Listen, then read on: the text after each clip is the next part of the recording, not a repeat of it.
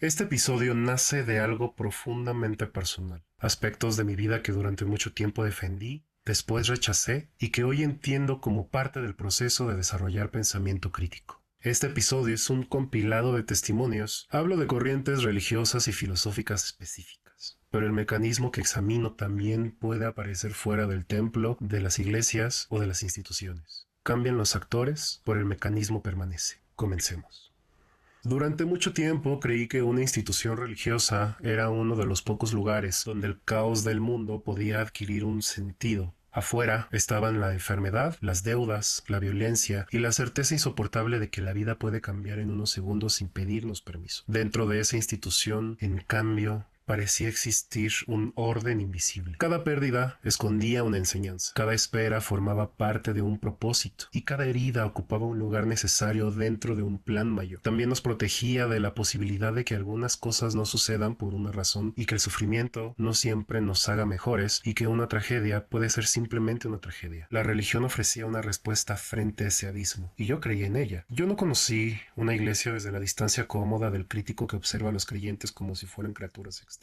Yo fui cristiano evangélico. Oré, serví, evangelicé, profeticé y trabajé dentro de la iglesia. Conocí la emoción de escuchar una predicación y sentir que cada palabra estaba dirigida hacia una herida personal. Pero también conocí lo que ocurría cuando terminaban los cultos. Vi llegar a personas desesperadas porque su matrimonio se desmoronaba, porque su hijo estaba enfermo, porque no tenían dinero o porque ya no encontraban una razón para levantarse por la mañana. Su dolor y su fe eran reales, pero vi cómo esa vulnerabilidad se convierte en materia prima. Y una de las operaciones más eficaces de la manipulación religiosa no necesita fabricar emoción desde cero. Basta con apropiarse de una emoción verdadera y dirigirla hacia el lugar conveniente. No crea necesariamente el miedo, la esperanza o la culpa. Los encuentra dentro de la persona, les asigna un significado y después se presenta como la única autoridad capaz de interpretarlos. Una institución que asegura hablar en nombre de Dios introduce la obediencia en lo más profundo de la conciencia. Ya no se necesita vigilar cada acción desde fuera, cuando se ha conseguido instalar un vigilante dentro de la persona. El creyente aprende a desconfiar de sus deseos, a examinar sus pensamientos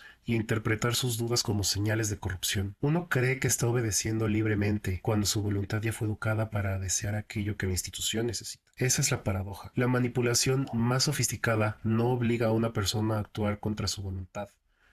La moldea. La institución, en este caso la iglesia, toma necesidades humanas legítimas. Pertenecer, sentirse amado, encontrar sentido y creer que nuestra vida importa y construye alrededor de ellas una estructura de dependencia. Te enseña que eres especial, pero también que naciste defectuoso. Te dice que Dios te ama, aunque tu propia naturaleza sea sospechosa. Te promete libertad, pero advierte que pensar fuera de los límites establecidos puede separarte de la verdad. También te asegura que existe un propósito único. Sin embargo, ese propósito termina pareciéndose sospechosamente demasiado al de todos los demás. Servir, obedecer, evangelizar y garantizar la continuidad de la misma estructura que te explicó cuál era tu misión. ¿Puede llamarse destino individual a una tarea diseñada de antemano para todos?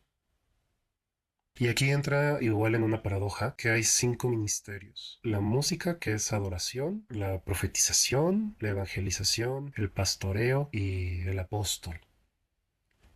Pero de estas 5 ramas o subramas de la idea general es simplemente atraer almas, o como ellos le dicen, ovejas.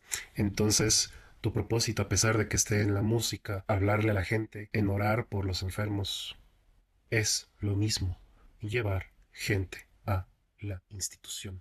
Puede llamarse destino individual a una tarea diseñada de antemano para todos. ¿Era Dios revelando una misión irrepetible o una institución enseñando a sus miembros a reproducirse? Las preguntas no son recibidas como una búsqueda legítima. Cuestionar al pastor no significa simplemente discutir con un hombre, era desafiar una autoridad revestida de carácter sagrado. Cuando un líder consigue fundir su persona con la función que representa, cualquier crítica puede convertirse en un ataque directo contra la deidad que representa, contra su institución y contra la comunidad. Y ya no se examina lo que estás diciendo, se juzga qué clase de persona debe ser para atreverse a decírselo. A la persona se le juzga por la clase de persona que se atrevió a hacer ese tipo de preguntas. Rebelde, orgulloso, divisivo, influenciado por el mundo, influenciado por el hombre, utilizado por el enemigo. Así se construye un sistema capaz de perdonar casi cualquier debilidad mientras la persona continúe reconociendo la autoridad del pastor. El pecador todavía permanece, acepta que falló, busca absolución y regresa. El disidente comete una falta más grave, comienza a sospechar que tal vez el sistema no tiene derecho a definirlo. Por eso la culpa es indispensable. Ya no se trata de ¿acaso hice algo malo? Sino hay algo esencialmente malo en mí. Esa herida nunca puede sanar por completo, porque si la persona llegara a reconciliarse consigo misma, dejaría de necesitar al intermediario que administra el perdón. Te doy alivio, pero no autonomía. Te doy consuelo, pero no te doy emancipación. Te otorgo el perdón suficiente para que continúes tu vida, aunque nunca tanta libertad como para dejar que te vayas. La doctrina crea parte de la herida y después se presenta como su única cura. Necesita creyentes dispuestos a defender respuestas que nunca examinaron, justificar contradicciones y convertir sus convicciones personales en una medida para juzgar la vida de los demás. El creyente puede haber sido educado dentro del miedo, condicionado por su familia o atraído por una necesidad legítima de consuelo. Pero llega un momento en que la obediencia deja de ser solamente algo recibido y comienza a ser algo defendido. Protege la doctrina que lo limita, justifica al líder que lo gobierna y vigila a quienes intentan escapar. La manipulación alcanza su forma más perfecta. Ya no necesita defenderse, porque ha conseguido que los propios subordinados la defiendan como si estuvieran protegiendo a Dios mismo. La sinceridad de una creencia no demuestra su verdad. La intensidad de una experiencia no demuestra su origen divino. Y la certeza con la que alguien pronuncia una doctrina no convierte a esa doctrina en conocimiento. Puede el pastor gritar, emocionarse, correr, saltar, etc.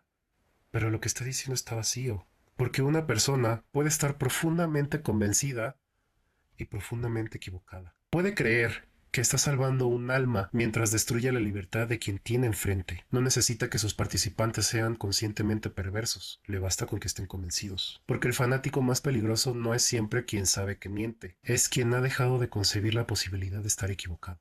Y no hay pecado más grande de un cristiano evangélico que la soberbia. Automáticamente se niegan a pensar que pudieran estar equivocados. Es más fácil que acepten una muerte violenta a que acepten que están en un error.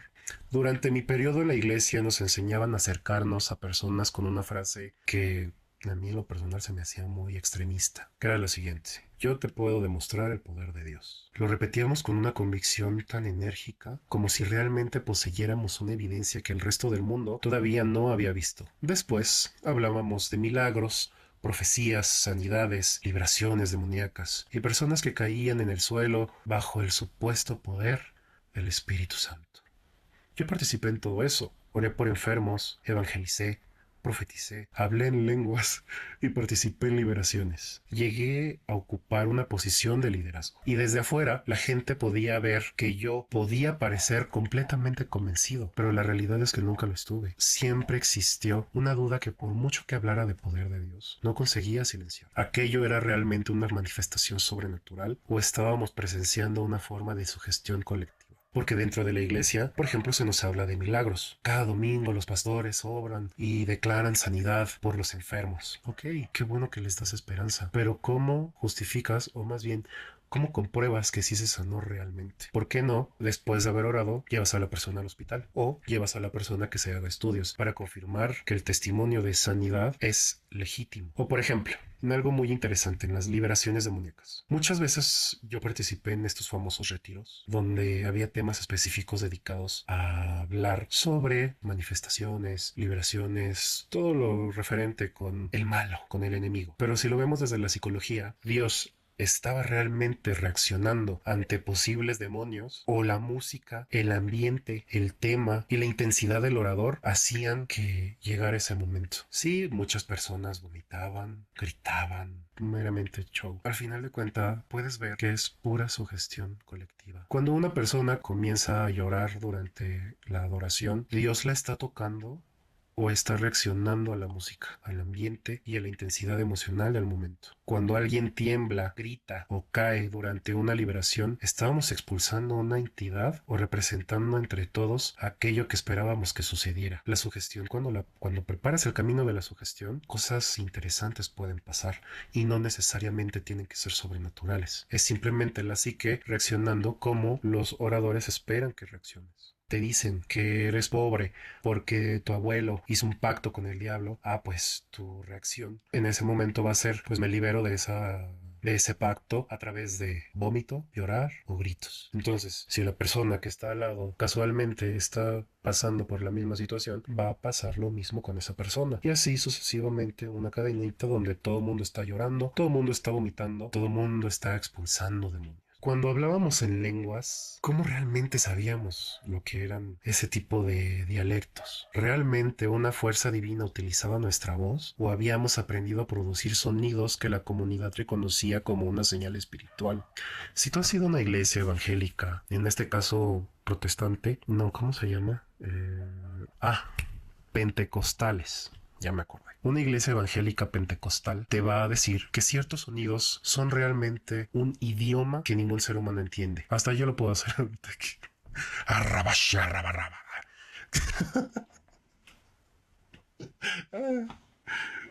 Y todos los pentecostales hacen exactamente los mismos sonidos. Yo te puedo decir que a lo mejor ahorita pude hablar en ese idioma, pero solamente repetí los mismos patrones que desde el pastor hasta que hasta sus discípulos y sus líderes dicen. Pero bueno, regresando al tema, nunca tuve una respuesta certera. Y yo simplemente solo aprendí a comportarme como si realmente tuviera esa convicción. Durante mucho tiempo fui creyente, pero también fui actor. Simplemente fingía una certeza que no poseía. Yo también lloré, grité, levanté las manos y hablaba con autoridad sobre experiencias que nunca fueron completamente verdaderas dentro de mi mente. Incluso había personas que esperaban que yo creyera por ellas, que orara con seguridad, que identificara demonios y que pronunciara palabras de Dios sobre sus vidas. Y en ese tiempo yo realmente ya estaba agotado. Y no solamente por la iglesia, estaba cansado de fingir que sentía algo. Mientras escribía, recordé un aspecto, no aspecto, recordé un tiempo en mi vida donde la iglesia donde estaba trabajando estaba quebrada. Se tomaron malas decisiones financieras, malas decisiones de narrativa y mucha gente se fue al punto que esa iglesia actualmente no existe. Entonces, pues en la desesperación de decir, nunca te he escuchado con certeza. Todo lo que me dices es a través de intermediarios.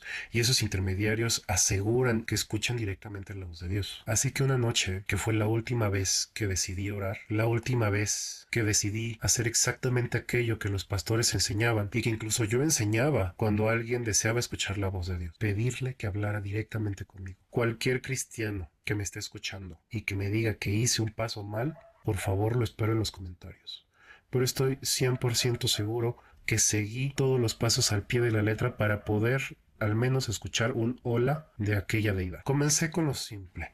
Preparé una atmósfera. Puse música de adoración, cerré los ojos, me concentré y comencé a hablar en lenguas. Esa noche yo no estaba intentando demostrar que Dios no existe. Realmente quería que existiera. Quería sentir algo que no dependiera de la voz de un pastor, de una profecía ambigua o de la emoción de una congregación. Yo quería realmente una experiencia que no necesitara ser interpretada por alguien más. Comencé, pasaron las horas, hablé en lenguas hasta cansarme y después comencé a orar con mis propias palabras. Le dije sinceramente a Dios que estaba harto de que Él se comunicara conmigo a través de profetas y pastores. Realmente estaba cansado de escuchar una y otra vez cada promesa de que me iba a ser millonario, de que me iba a ser próspero, de que me iba a llevar por todo el mundo. Yo no quería eso. Yo realmente quería poder escuchar legítimamente, poder tener la certeza de que aquello que yo enseñaba,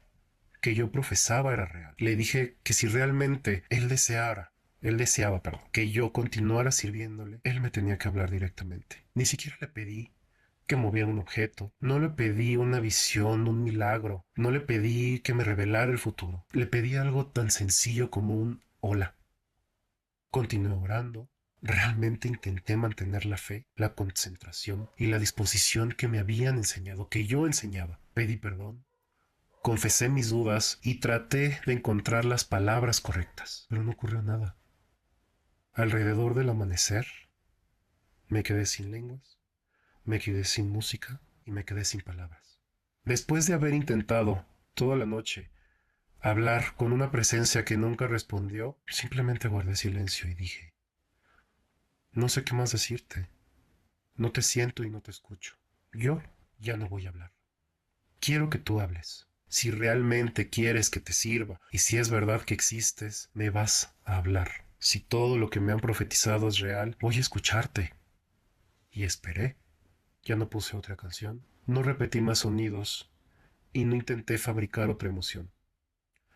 Por primera vez dejé de producir la experiencia que yo esperaba recibir. Amaneció, sonaron las alarmas. En ese momento escuché a mis padres comenzar su día al otro lado de la casa. La noche terminó y aquello que durante años me habían descrito como una relación personal con Dios permaneció completamente en silencio.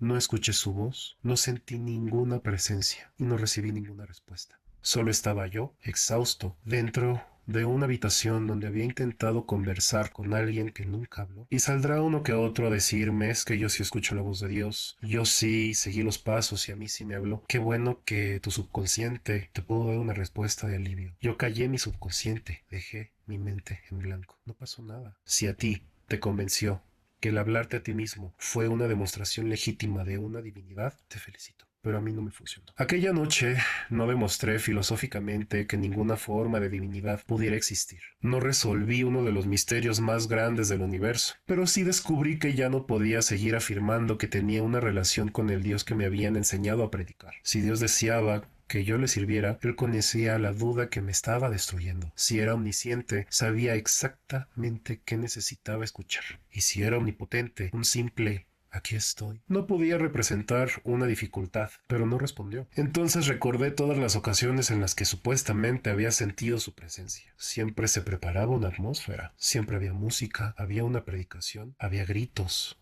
expectativas y personas preparadas para interpretar cualquier emoción como una señal divina. La presencia de Dios no necesitaba una atmósfera, su voz necesitaba un intermediario. Sus milagros necesitaban una comunidad dispuesta a llamarlos milagros. Aquella noche retiré todo eso, dejé de hablar en lenguas, dejé de buscar señales, dejé de permitir que otras personas respondieran por él. Le pedí directamente que me hablara, y lo único que quedó fue silencio. Y repito, no porque hubiera resuelto los misterios del universo, sino porque comprendí que ya no podía construir mi vida alrededor de una voz que siempre necesitaba la boca de otro hombre para responderme. Entonces me vino a la mente: si durante años yo había confundido emoción con revelación, quizás otras personas continuaban haciendo lo mismo. Tal vez no eran como yo, que fingían conscientemente. Tal vez sentían de verdad. Una emoción puede ser sincera y al mismo tiempo estar siendo producida, dirigida e interpretada por el entorno. La pregunta ya no es por qué Dios había guardado silencio aquella noche. La pregunta más intrigante fue: si Dios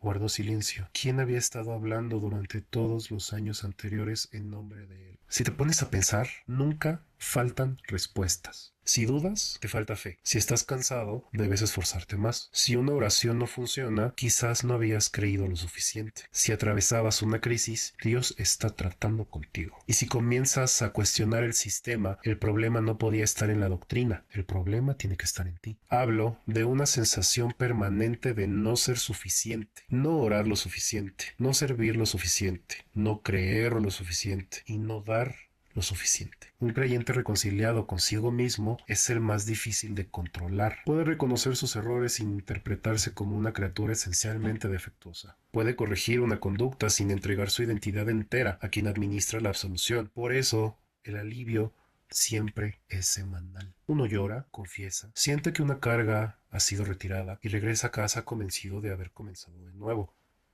Hasta el siguiente sermón, la siguiente falta, el siguiente pensamiento sospechoso, la siguiente ocasión en que la institución necesita recordarnos que sin ella volvemos a perdernos. Te voy a presentar dos historias muy cercanas. Con la primera historia, el mecanismo adoptó una forma diferente. Esta persona convirtió la absolución en un permiso para no cambiar, pues representa el arquetipo del creyente que no utiliza el perdón para reparar el daño, sino para reiniciar el ciclo. Puede actuar con soberbia, lastimar a las personas, a animales y colocarse por encima de cualquier crítica. Cuando alguien intenta confrontarlo con las consecuencias de sus actos, recurre a una frase que protege su conciencia de cualquier juicio humano: solo Dios puede juzgarme. Pero esta frase no es una expresión de humildad, es una forma de evadir responsabilidades. Si solamente Dios tenía el derecho a juzgarlo, entonces ninguna persona herida podía exigirle explicaciones. Él no necesita rendir cuentas frente a quienes había lastimado porque había trasladado el juicio hacia una entidad invisible. Y cada fin de semana el ciclo volvía a comenzar. Llora, pide perdón, asegura estar arrepentido. Parece genuinamente que hay algo dentro de él que había sido restaurado, pero el arrepentimiento no produce transformación. La absolución elimina momentáneamente la culpa sin modificar la conducta. Después,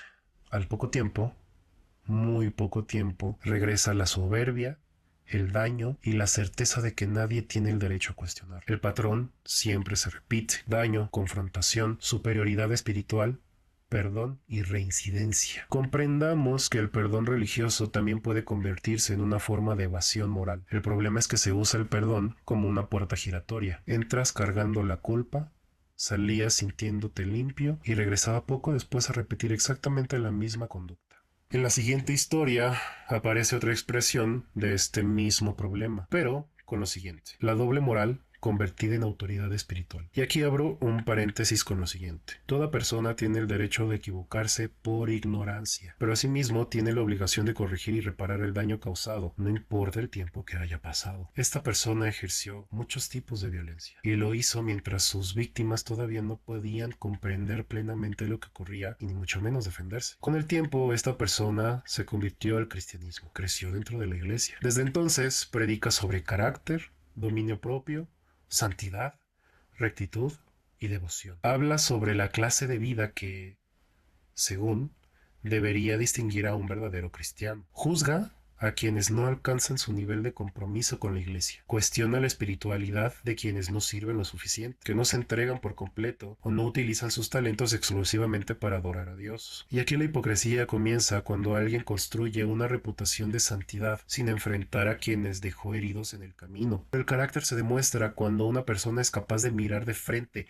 a aquello que hizo y aceptar sus consecuencias. Y qué fácil, realmente qué fácil es decir: vives en el pasado, deberías de soltarlo. Así, si tú estuvieras en los zapatos de la persona que fue abusada, que fue amedrentada, que fue explotada de muchas formas, ¿tú estarías dispuesto a perdonar a esa persona? A verla directamente a los ojos y no ver lo que te hizo, sino ver a un ser humano. Qué fácil es juzgar cuando tú no eres la víctima. Qué fácil es esconder la responsabilidad cuando eres el victimario. Para muchos abusadores, su conversión transforma la forma en que la comunidad los ve, pero no transforma su relación con la víctima. La institución celebra su servicio sin preguntarse a quién le deben una explicación. Utilizan un lenguaje de transformación para evitar la reparación, y esa es una de las formas más profundas de la hipocresía religiosa. Después de esa posición de supuesta restauración, la misma persona se cree con una soberbia impresionante de tener la autoridad de juzgar a otros. Este es el punto en esta contradicción que al verlo se volvió completamente intolerable.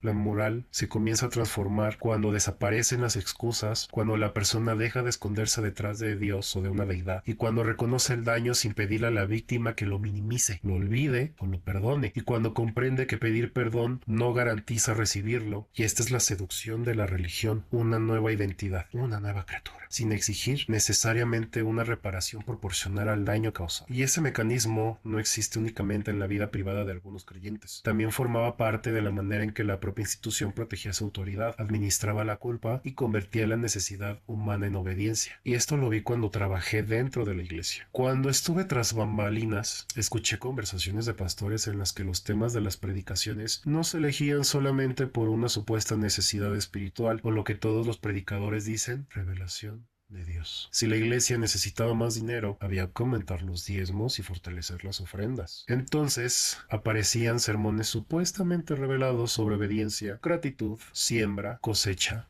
y prosperidad. El dinero era trasladado a otra dimensión. Dar demostraba fe. Tu dar revela avaricia. Pedir explicaciones podía interpretarse como falta de confianza, y conservar tu propio dinero puede sentirse como negárselo a Dios mismo. La petición económica se convertía en una evaluación espiritual. Dar ya no era una decisión libre, es una prueba. Quien entrega demuestra confianza, quien duda revela una falla interior, y quien preguntaba cómo se utiliza el dinero podía ser visto como alguien que todavía no comprendía el principio de la fe. La iglesia lo recaudaba y el pastor se lo gastaba, pero era Dios quien supuestamente estaba solicitando haciéndolo. Y competir contra Dios es imposible. Ninguna necesidad parece ser suficiente o tan importante frente a Él. Se invitaba al creyente a demostrar que confiara más en la provisión divina que en el dinero que tenía en la mano. Si después enfrenta dificultades, la doctrina se protege. A lo mejor no, a lo mejor diste esperando recibir, que quizá no había sembrado con la actitud correcta. Posiblemente Dios estaba probando su fidelidad. La promesa podía posponerse indefinidamente porque sus condiciones eran invisibles. Y mientras el creyente esperaba la cosecha, la institución ya había recibido la ofrenda. No necesitaba garantizar ningún respaldo concreto. Si algo bueno ocurre después, se convierte en testimonio. Si no ocurre nada, se reinterpreta como un proceso, una prueba o falta de fe. Qué fácil, ¿no? Quien da más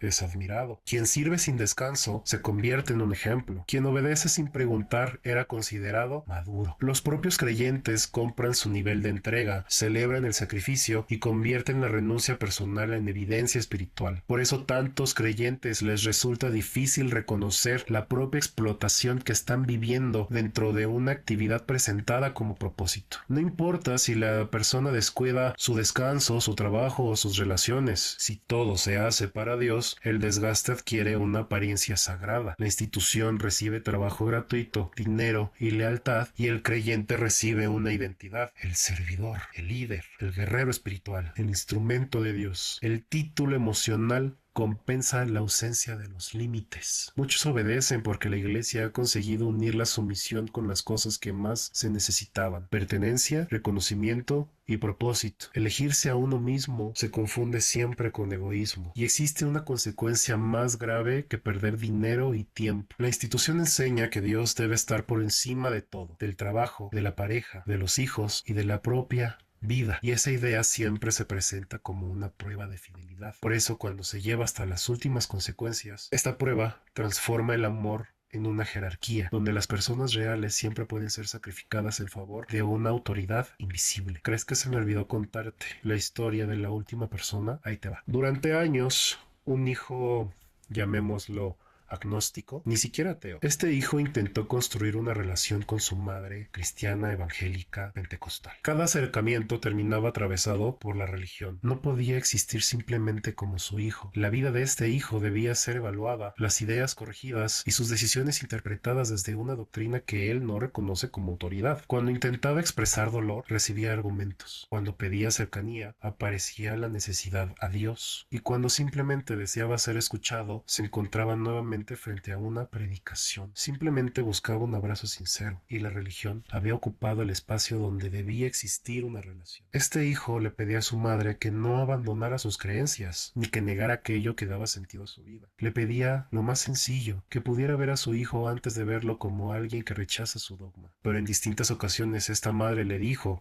y sin culpa, y con absoluta claridad, que prefería su relación con Dios y una vida dedicada al servicio de la iglesia antes que una relación con él. Y es difícil explicar la violencia de escuchar a tu propia madre afirmar que una entidad invisible ocupa un lugar mucho más importante que el propio hijo que tiene enfrente. Y es frustrante ver que esas decisiones son celebradas e incitadas por sus pastores. Este hijo realmente esperaba que algún día su madre pudiera separar su fe del vínculo que tenían, que dejara de verlo como un problema espiritual y fuera capaz de relacionarse con él sin intentar corregirlo, convertirlo o juzgarlo. Pero el rechazo al dogma se convirtió en una frontera, y ya no era únicamente su hijo con ideas diferentes. Dentro de su interpretación religiosa, era alguien apartado de Dios, alguien endemoniado, alguien que necesitaba cambiar antes de poder ser aceptado completamente. El afecto forzosamente tenía una condición: servir, creer, arrepentirse y dejar de cuestionar. No bastaba con ser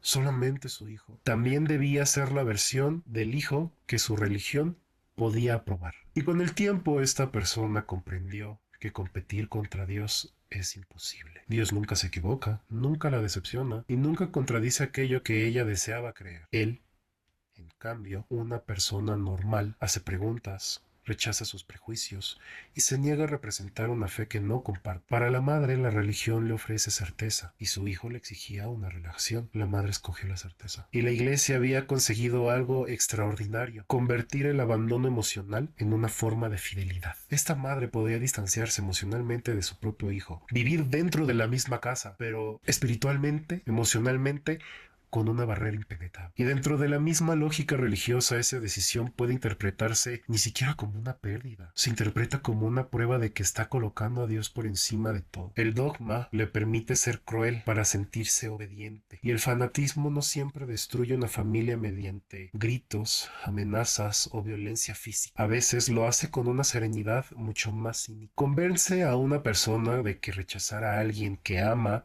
es moralmente correcto. Le enseña que proteger una doctrina es más importante que comprender una herida, y transforma el prejuicio en convicción espiritual. Y eso también produce una forma de duelo, aunque la persona continúe viva, porque uno no llora únicamente a quien ha muerto, también puede llorar a quien está presente, pero emocionalmente inaccesible detrás de una creencia. Después de cierto tiempo, esta persona comenzó a apagarse, y fue una distancia, y esa distancia creó una forma de protección frente a la repetición del rechazo. Finalmente dejó de sentir el mismo afecto y el mismo interés por su familia. La indiferencia apareció después de una larga insistencia emocional que nunca fue correspondida. Y esa indiferencia fue la consecuencia de comprender que seguir esperando amor bajo aquellas condiciones solo prolonga más la herida. Y a veces una familia cree que el distanciamiento comienza cuando alguien deja de llamar, de visitar o de intentar convivir. Comienza cuando una persona pide ser vista y solo encuentra doctrina, cuando expresa dolor y recibe un versículo, cuando busca afecto y encuentra solamente condiciones, cuando el amor familiar queda completamente subordinado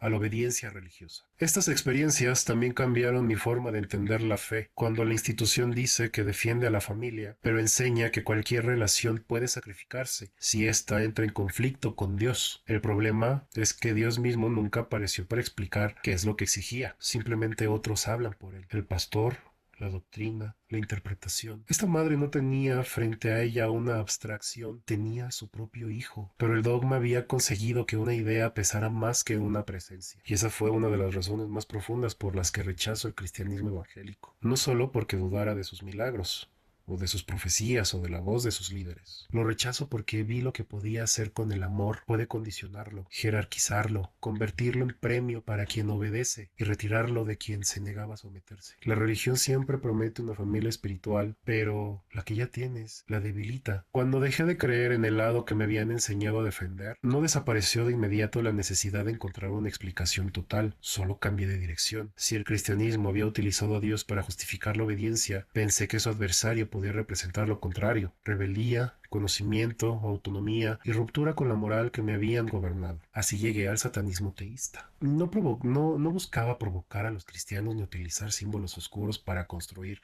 una nueva apariencia. Entré porque todavía concebía el mundo desde una lógica sobrenatural. Había dejado de confiar en el Dios evangélico, pero no había abandonado la idea de que algo me pudiera responder, de que existían fuerzas invisibles capaces de comunicarse conmigo. Participé en rituales, en misas negras, me acerqué a una corriente que no entendía a Satanás únicamente como una metáfora, sino como una entidad real con la que podía establecerse algún tipo de vínculo. La figura que durante años había representado el mal aparecía ahora como símbolo de conocimiento, liberación y oposición frente a la autoridad divina. Parecía un nuevo mundo, pero cuanto más me adentraba, más familiar me resultaba. Seguían existiendo entidades sobrenaturales cuya presencia debía sentirse o interpretarse. Seguían existiendo rituales diseñados para producir una atmósfera. Seguía existiendo la misma guerra espiritual, solo habían cambiado los bandos. De este lado, el cristiano se consideraba parte de una minoría capaz de conocer la verdad sobre Dios. Y de este lado, el satanista teísta también podía sentirse poseedor de un conocimiento oculto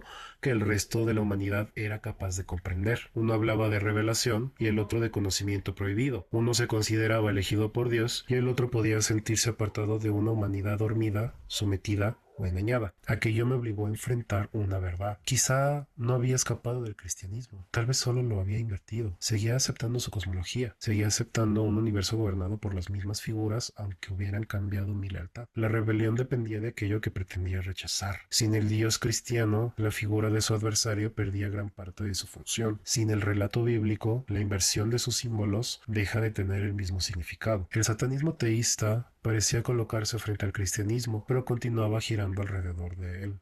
Y eso también explica por qué algunas formas de satanismo podían reproducir el fanatismo que afirmaban combatir. Cuando una persona cree haber establecido contacto con una entidad superior, sus experiencias dejan de necesitar una verificación legítima. La convicción interior comienza a funcionar como evidencia. El sistema vuelve a protegerse. Si algo ocurre, confirma la presencia. Si no ocurre, se atribuye a una falla del participante, a una preparación insuficiente o a una voluntad sobrenatural que todavía no desea revelarse. La entidad nunca queda expuesta. El creyente siempre puede encontrar una explicación. Era la misma lógica que había sostenido al Dios evangélico que durante aquella noche me dejó en silencio. La conclusión siempre estaba lista antes de comenzar. En el satanismo teísta descubrí que una religión no deja de ser religión porque cambie la palabra obediencia por rebeldía. Puede hablar de libertad y continuar exigiendo fe. Puede celebrar la individualidad, crear nuevas jerarquías. Asimismo puede condenar el dogma cristiano mientras construye otro alrededor de experiencias imposibles de comprobar, como también puede prometer conocimiento prohibido y terminar dependiendo de intérpretes, rituales y verdades que tampoco pueden someterse a una evidencia empírica. ¿Qué diferencia real existía entre afirmar que Dios me hablaba mediante una sensación y afirmar que Satanás lo hacía mediante otra? En ambos casos la experiencia siempre ocurre dentro de la mente. El entorno siempre condiciona lo que se espera sentir,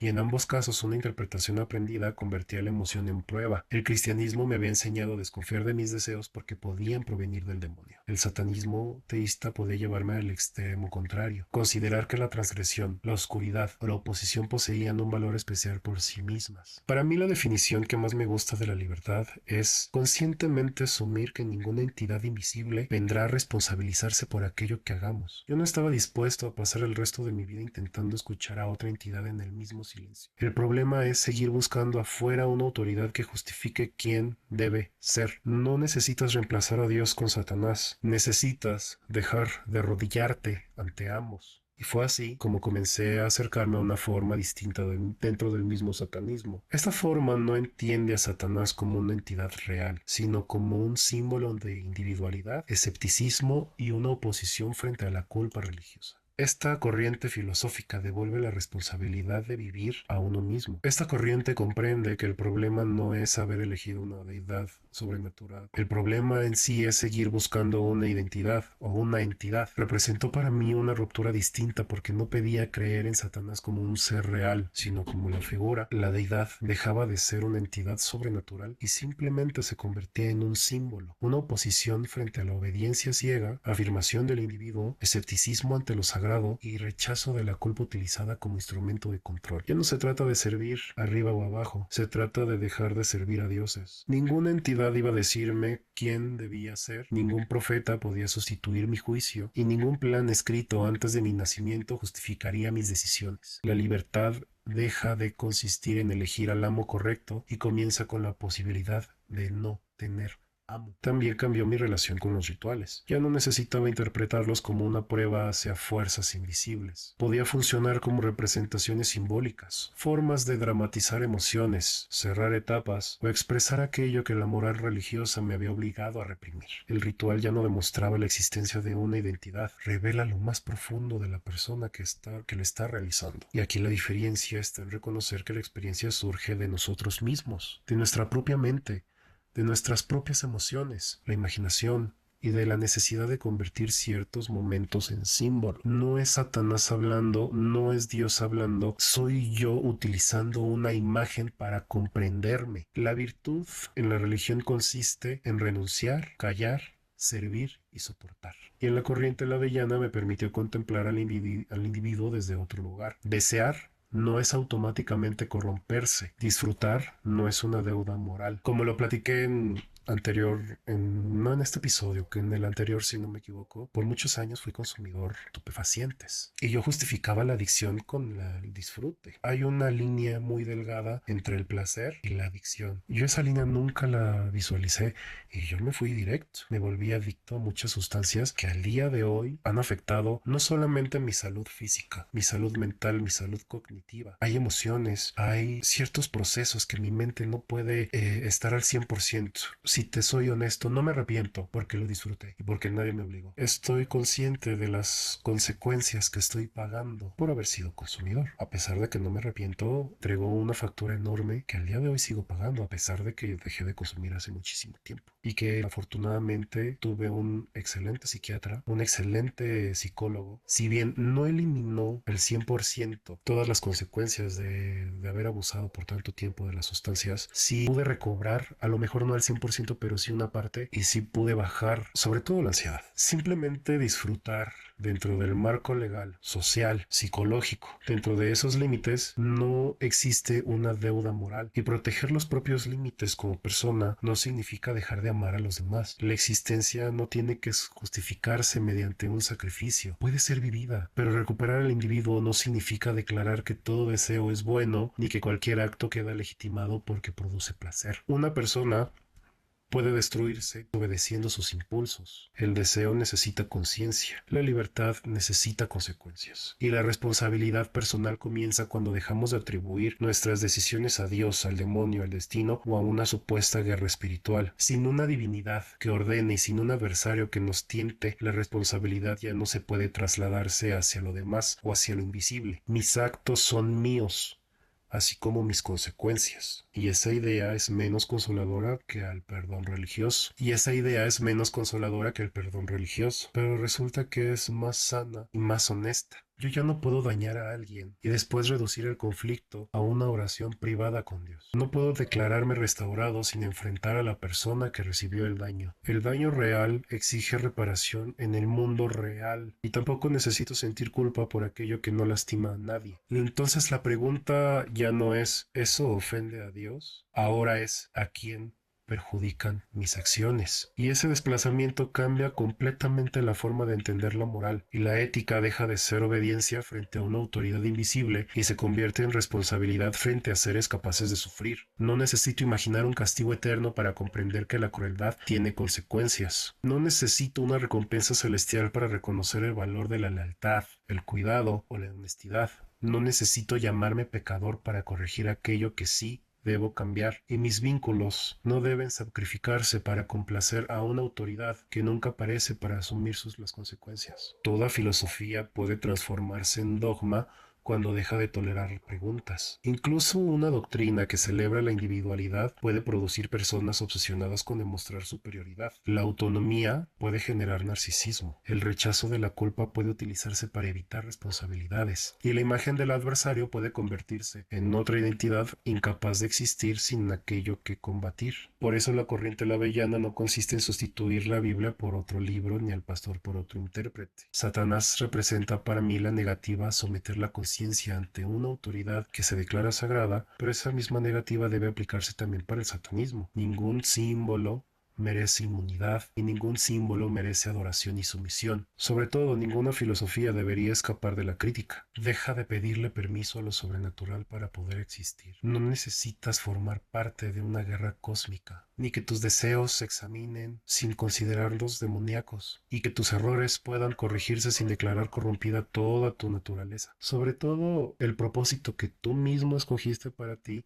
pueda ser más honesto que fingir haber recibido uno desde el cielo. Un niño no elige una enfermedad congénita. Una familia no provoca el terremoto que destruye su casa. Un animal no participa en una prueba moral cuando es devorado vivo. La naturaleza produjo dolor mucho antes de que el ser humano pudiera pecar. Se afirma que el sufrimiento fortalece, enseña o forma el carácter. En ocasiones una persona consigue construir algo valioso a partir de aquello que la hirió, pero su capacidad para sobrevivir no demuestra que necesitara específicamente ser herida. Una madre puede convertir la muerte de su hijo en una causa que ayude a otros, pero eso no significa que su hijo tuviera necesariamente que morir para enseñar una lección. Hay dolores que transforman, otros simplemente destruyen. Si una deidad puede enseñar sin enfermedad, formar sin violencia y despertar compasión sin tragedia, entonces el sufrimiento no es necesario, y si no puede hacerlo, entonces su poder tiene límites. La respuesta habitual consiste en afirmar que la mente humana es incapaz de comprender los planes divinos, pero esa defensa también destruye cualquier afirmación sobre su bondad. Si somos demasiado limitados para reconocer cuando una acción divina parece cruel, así también deberíamos ser demasiado limitados para asegurar cuando es amorosa, pero permanece perfectamente comprensible cuando creemos atribuirle una bondad. La palabra amor debe conservar algún significado. Si puede utilizarse para descubrir tanto una caricia como la muerte evitable de un niño, entonces ya no describe una conducta, solo expresa obediencia. El cristianismo necesita que el ser humano sea libre, porque sin libertad no puede existir culpa. El humano pecador tuvo que haber podido actuar de otra forma para que el castigo parezca justo. Pero nadie elige el cerebro con el que nace. Nadie escoge su genética, su familia, sus traumas, su educación, ni la religión que aprende antes de poder cuestionarla. Cuando finalmente comenzamos a tomar decisiones, una parte inmensa de nosotros ya fue construida. Un niño educado dentro de una familia evangélica aprende a reconocer a Jesús como Dios antes de comprender qué significa evaluar una creencia. Otro niño nace dentro de una tradición diferente y recibe con la misma seguridad otra explicación sobre el universo. Décadas después, ambos pueden sentir que eligieron libremente, pero comenzaron en lugares distintos y con mapas que ninguno decidió recibir. Si la salvación depende de creer correctamente, el destino eterno estaría condicionado en gran medida por la geografía, la familia y la historia. Además, nadie puede obligarse a creer en algo que no lo ha convencido. Podemos repetir una oración, entrar a una iglesia y representar el comportamiento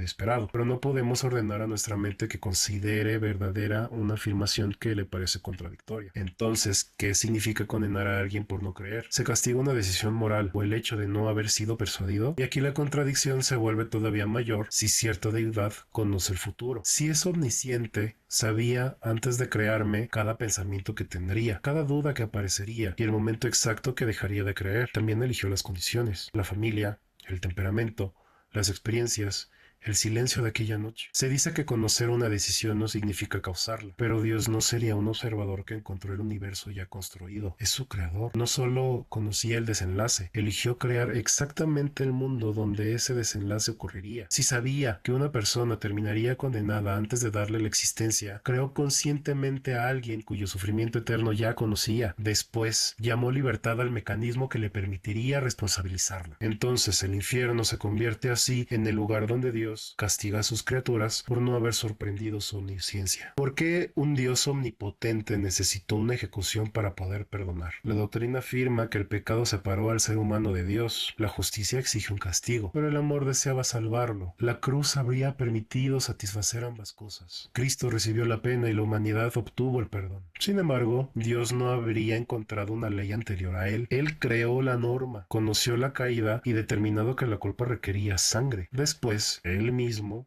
su hijo, descendió al mundo, ocupó el lugar del condenado y sometió al castigo que él mismo había establecido. El juez escribió la ley, el juez fijó la pena y el juez se convirtió en víctima y finalmente aceptó su propio sacrificio.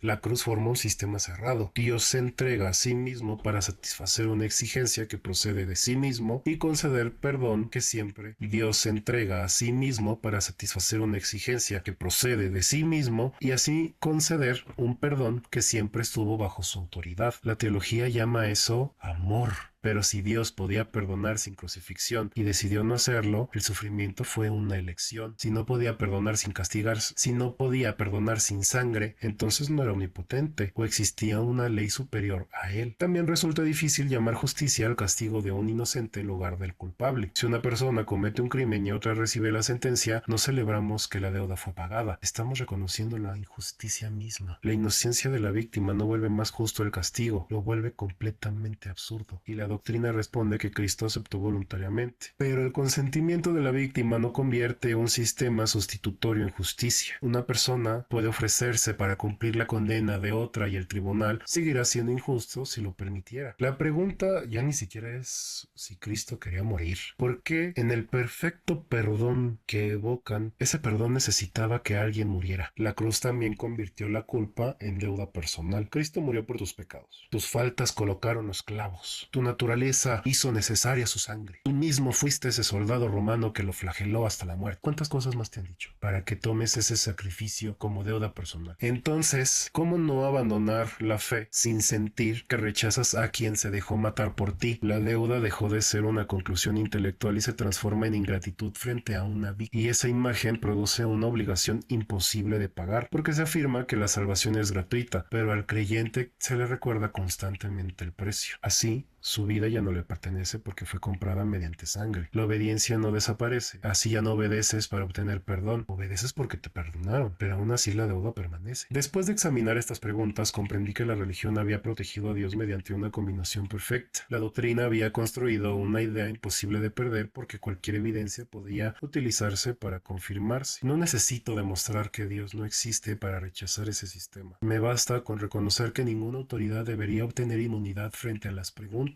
Si Dios existe y es justo, no debe temerlas. Si una doctrina es verdadera, debería resistir las preguntas. Y si una institución necesita convertir la duda en pecado para conservar sus respuestas, entonces no estás protegiendo una verdad, estás protegiendo el poder. Mi vida me pertenece. No soy propiedad de una iglesia, no soy propiedad de una filosofía. Mi cuerpo no necesita justificarse ante una entidad invisible. Mi tiempo no es una ofrenda obligatoria. Mis deseos no son impuros únicamente porque contradigan un libro antiguo, y mis actos no pueden ser atribuidos a Dios, al demonio o a una guerra espiritual. Son míos, así también sus consecuencias. Hoy no necesito afirmar con certeza que ninguna forma de divinidad puede existir. Solo me basta con reconocer que ningún ser humano posee el derecho de hablar en su nombre y gobernar la conciencia de los demás y demostrar aquello que afirma. No sé si existe algo más allá de nosotros. No sé si existe una verdad absoluta. Lo que sé es que ningún ser humano debería atribuirse su monopolio. Así la duda no vuelve inmoral a una persona y una experiencia intensa no demuestra su origen sobrenatural. Un libro antiguo